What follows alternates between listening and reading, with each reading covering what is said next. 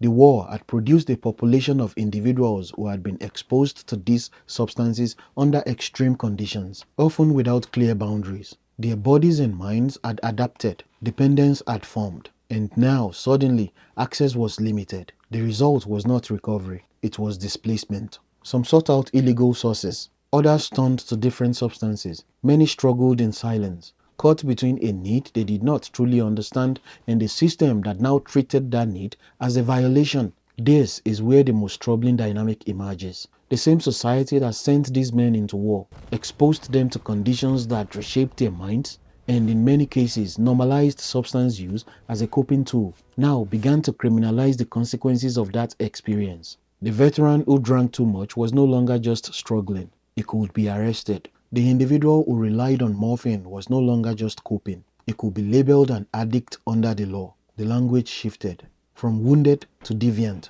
from survivor to problem. And once that shift happens, the response changes. Instead of care, there is punishment.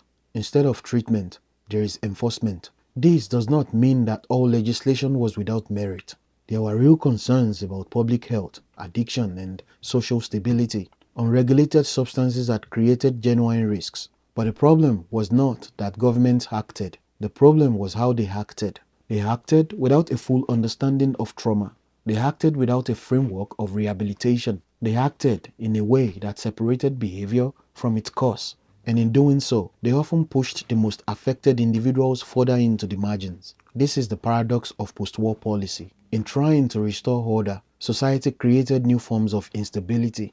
By focusing on substances as the enemy, it overlooked the deeper issue, the psychological damage that had driven their use in the first place.